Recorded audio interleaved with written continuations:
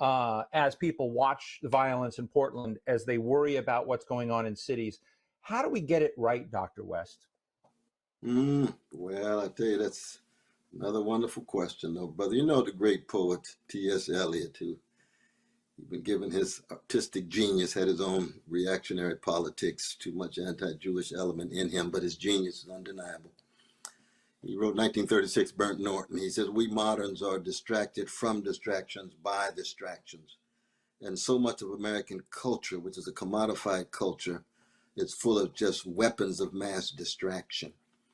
And so much of the substantive issues of Pentagon power, Pentagon crimes, Wall Street power, Wall Street crimes, police power, police crimes, wealth inequality, these are the substantive issues. You see, those are the ones fundamentally that can change people's lives at the deepest level. We in America tend to opt for the distraction. So we end up with the politics of representation, the politics of spectacle. So you get fights over the monuments, you get fights over what you're going to write in your street, Black Lives Matter and so forth. I agree with so much of those. I would like to see new kinds of symbols. Symbols in some sense do matter, but symbols also become distractions from the more fundamental issues. And when those fundamental issues are issues that require people to come together in multiracial solidarity, in multisexual and multinational solidarity, those are the ones who that matter, you see. And so I hate to see so much energy spent, let's say in a small town like that, so much energy spent over this intense debate and that come up with resources to put Black Lives Matter right there in the square. And then you look around in the neighborhoods and black people are still living lives of poverty and misery and ruin and disaster. You still got a mass incarceration system working. You still got decrepit school systems. You still got indecent housing. You don't have access to Medicare, which is the most, I mean, can you imagine any civilized society not allowing its citizens to have access to medical care? But no, we got big pharmaceutical companies and their greed and their interest. You got big private insurance companies and their greed and their interest that don't even allow it. 89% of American citizens want Medicare for all that Brother Bernie was talking about. Democratic Party can't deliver. Republican Party is not thinking about delivering. Why? Because the oligarchs, the plutocrats dictate the destiny of the nation, not the people. So those are much more substantive to me than writing Black Lives Matter in Washington, D.C., or Black Lives Matter in Detroit, and so forth and so on. So people walk around with this sense of fulfillment. Oh, we've got this symbolic victory. And then they still catching hell. I mean, we saw that with the U.S. president, with Brother Barack Obama. Black president, black attorney general, black homeland security, black mayors, and they still can't stop the police from killing young black brothers and sisters. Breonna's still gone. Floyd's still gone. Brother Gardner's still gone. Substantive issues are not being addressed, and the substantive issues have to do with a predatory capitalist system. They have to do with a militarism abroad that takes 53 cents of every discretionary dollar spent in Washington to go to military, and you only have the 47 cent left. And then even there, you got austerity programs of the neoliberals that say we don't have any money, but oh, when it's time to go to war in Afghanistan, when it's time to overthrow the ruler in Libya, gangster that he was, but still has a right to rule without us overthrowing him. And so when dropping the drones on innocent people in Yemen and Somalia and Afghanistan and Pakistan. And so, oh, we got big money for that. When it's time to bail out Wall Street, Federal Reserve doesn't bail out not just Main Street. They could have bailed out community banks. They could have bailed out a whole host of other banks. Why do you remain tied to the Wall Street banks? That's Geithner. That's Summers.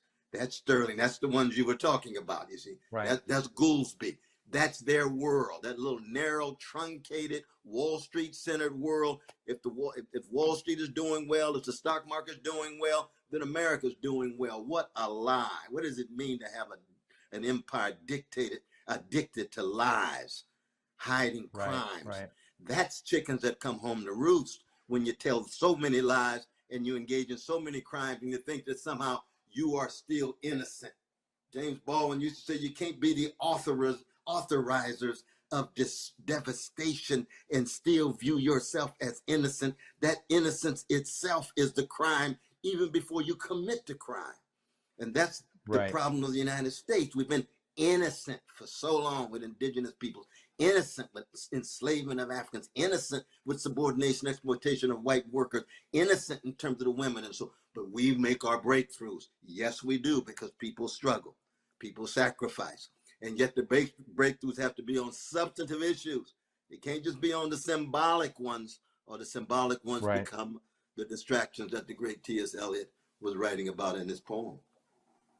Why should the Black community believe that if it fights to get Joe Biden in, that it will be dealt with well, that it will be? I mean, why should we believe that they should believe in this system?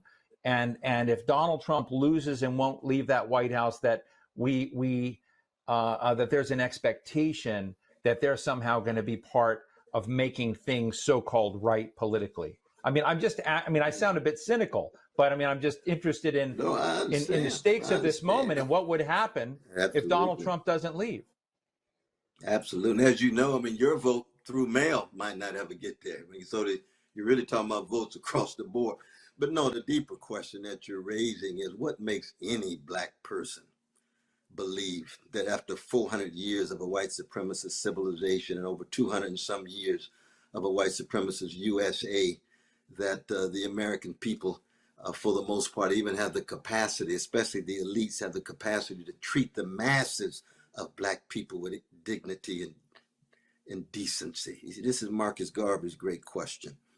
And it's a question that still unsettles so many of us, because the Black masses are still living lives so often of disaster and ruin.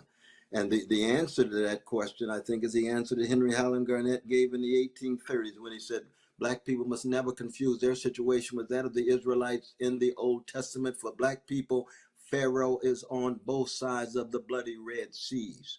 And sometimes that Pharaoh comes in a lot of different colors at the local, regional, and the national and international level.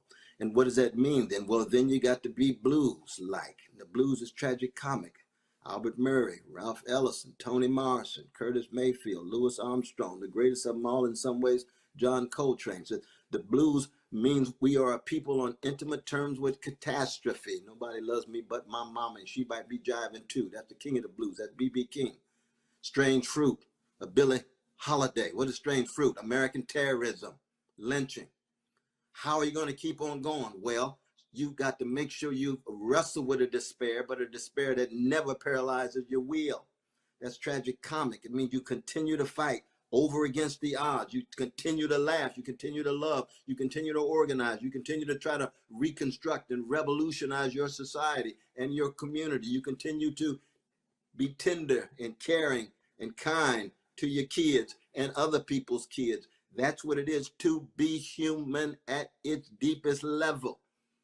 And that's that Black difference to the Hebrew scripture.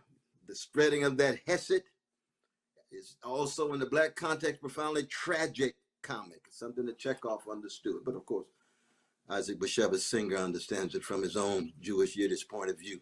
And tragic comic means there's always going to be an alternative interpretation in which the claim is you will never, ever win.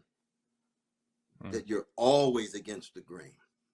It's always David versus Goliath without any possibility of some easy victory or some easy slingshot with a rock in it. But you bear witness anyway, because that's the kind of human being you choose to be before the worms get your grave.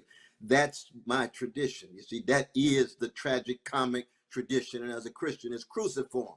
Anybody who loves Right. deeply and loves poor people deeply, you're headed to the cross. That's the way the world is. Well, the Roman Empire did that then, and the American Empire does that now. The Russian Empire does that now. The Chinese Empire does that now. The reactionary elites in Brazil and Hungary and Turkey and all of the authoritarian rulers do that now. And many of the neoliberal rulers in their own distinctive ways do that now. But you fight anyway with a smile and with style. Don't let anybody take your style and your swing. What did Duke Ellington used to say? It don't mean a thing if it ain't got that swing. And there ought to be a sting in your swing. So when you're swinging, people ought to hear and feel your blows. And they're not blows of revenge. They're blows of justice. They're not blows of hatred. They're blows of love, of truth, of goodness, of beauty. And for me as a Christian, the love of God leads me to swing. Spiritual fists, political fists. Wow. Like Muhammad Ali. You Wow. just keep swinging no matter what. And sooner or later, well, Dr. West, yes, I think we delivered. Talked about economics, economic inequality, economic subordination. We talked about imperialism, colonialism, and we talked about race. And you tied them all together. And I have to say, you're a total realist. You're like a no BS realist, but there's a hopefulness in that. And I just want to say thank you. Well, that's right. Hope and no optimism. That's exactly right, my brother. Prisoner of hope. Prisoner of hope. Yeah. Well, thank you so much, sir. Thank you for joining The Bottom Line. Thank you. Salute you, my brother. So what's the bottom line? Cornel West is not optimistic about the future of this country, no matter who wins in November. He's right when he says that race will be used as a wedge issue in this election, and he's right when he says that America will do anything to maintain its empire, including hollowing out the economic standing of its own citizens. And I guess I agree with him when he says we're all prisoners of hope, and that's the bottom line.